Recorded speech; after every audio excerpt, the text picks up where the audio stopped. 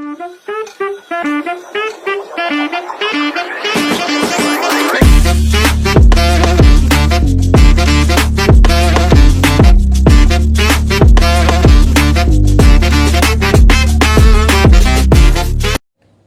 Friends, welcome to my channel.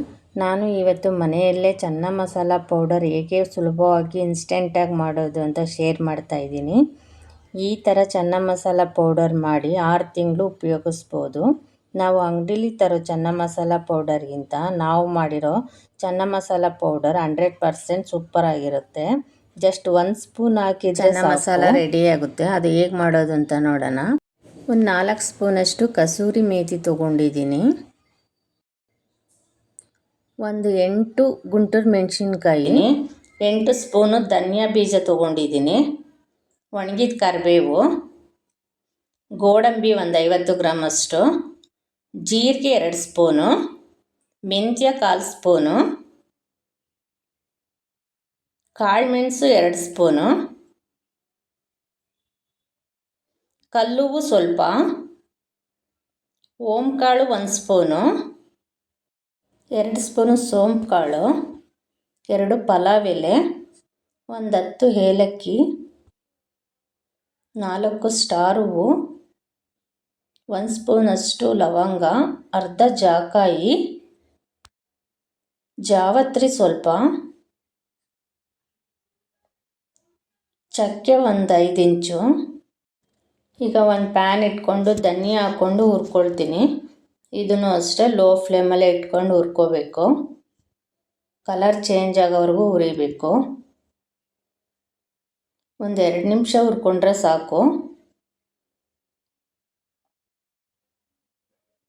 ಈಗ ನೋಡಿ, colour ಎಲ್ಲ ಚೇಂಜ್ ಆಗಿದೆ.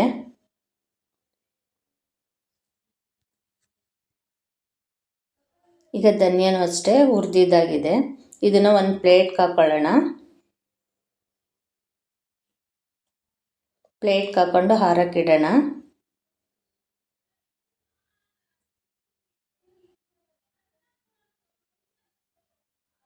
ಈಗ ನಾನು ಜೀರಿಗೆ ಹಾಕ್ಕೊಳ್ತಿದ್ದೀನಿ, ಸೋಂಪು, ಇವೆರಡನ್ನೂ ಅಷ್ಟೇ ಲೋ ಫ್ಲೇಮಲ್ಲೇ ಇಟ್ಕೊಂಡು ಹುರಿಬೇಕು. ಈಗ ಓಂಕಾಳು ಹಾಕ್ಕೋತೀನಿ. ಈ ಮೂರನ್ನು ಲೋ ಫ್ಲೇಮಲ್ಲೇ ಹುರ್ಕೋಬೇಕು.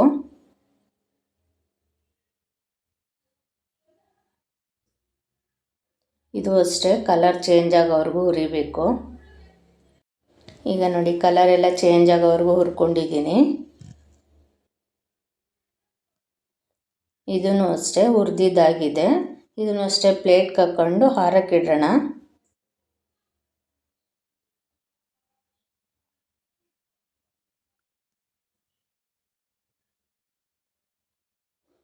ನಾನೀಗ ಕರಿಮೆಣಸು ಹಾಕ್ಕೊಳ್ತಿದ್ದೀನಿ.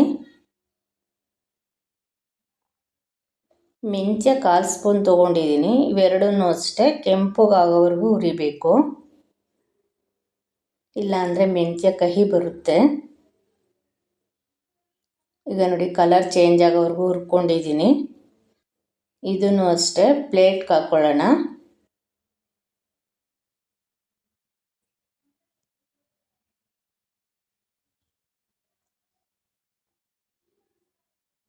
ಇದನ್ನು ಅಷ್ಟೇ ಪ್ಲೇಟ್ಗೆ ಹಾಕ್ಕೊಂಡು ಹಾರಕ್ಕಿಡೋಣ. ನಾನೀಗ ಗೋಡಂಬಿ ಹಾಕ್ಕೊಳ್ತಿದ್ದೀನಿ, ಏಲಕ್ಕಿ, ಸ್ಟಾರ್ ಹೂವು,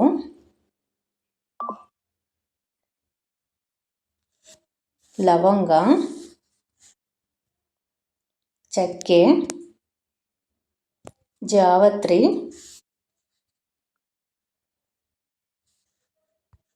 ಜಾಕಾಯಿ ಇಷ್ಟನ್ನು ಲೋ ಫ್ಲೇಮಲ್ಲೇ ಇಟ್ಕೊಂಡು ಹುರಿಬೇಕು.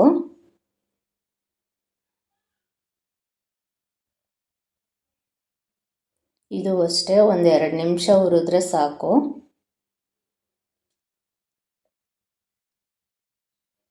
ಈಗ ಹುರ್ಕೊಂಡಾಗಿದೆ. ಇದನ್ನು ಅಷ್ಟೇ ತಣ್ಣಗಾಗೋಕ್ಕೆ ಪ್ಲೇಟ್ಗೆ ಹಾಕ್ಕೊಂಡು ಬಿಡೋಣ.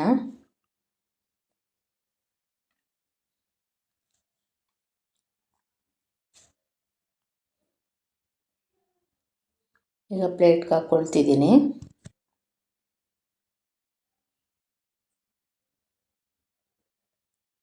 ಈಗ ಮೆಣಸಿನ್ಕಾಯಿ ಹಾಕ್ಕೊಳ್ತಿದ್ದೀನಿ.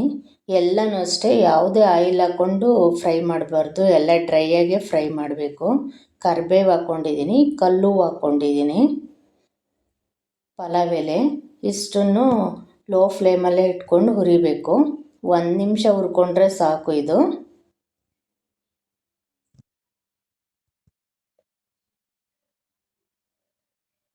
ಇದು ಅಷ್ಟೇ ಆಗಿದೆ.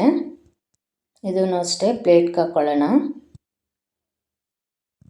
ಇವನ್ನೆಲ್ಲ ಪ್ಲೇಟ್ಗೆ ಹಾಕ್ಕೊಂಡು ಆರಿದ್ಮೇಲೆ ಮಿಕ್ಸಿ ಮಾಡ್ಕೋಬೇಕು.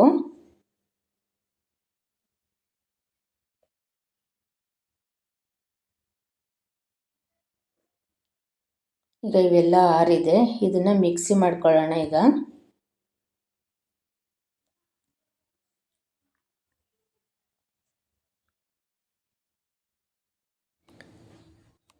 ಈಗ ನಾನು ಜಾರ್ಗೆ ಕಸೂರಿ ಮೇಥಿ ಹಾಕ್ಕೊಳ್ತಿದ್ದೀನಿ. ನಾನು ಇದನ್ನೇನು ಫ್ರೈ ಮಾಡ್ಕೊಂಡಿಲ್ಲ, ಅದರ ಫ್ಲೇವರ್ ಎಲ್ಲ ಹೋಗ್ಬಿಡುತ್ತೆ ಅಂತ. ನಾನು ಅರ್ಧ ಸ್ಪೂನಷ್ಟು ಅರಿಶಿನ ಹಾಕ್ಕೊಂಡು ಗ್ರೈಂಡ್ ಮಾಡ್ಕೊಳ್ತೀನಿ. ಈಗ ಚೆನ್ನ ಮಸಾಲ ಪೌಡರು ರೆಡಿಯಾಗಿದೆ, ಸೂಪರಾಗಿ ಬಂದಿದೆ.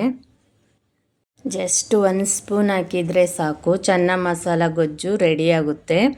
ಚೆನ್ನ ಮಸಾಲಾನ ಸೈಡ್ ಡಿಶ್ಶಾಗಿ ಮಾಡ್ಕೊಳ್ಳೋಕ್ಕೆ ಈ ಥರ ಪೌಡ್ರ್ ಮಾಡಿಕೊಂಡ್ರೆ ತುಂಬ ಟೇಸ್ಟಿಯಾಗಿರುತ್ತೆ.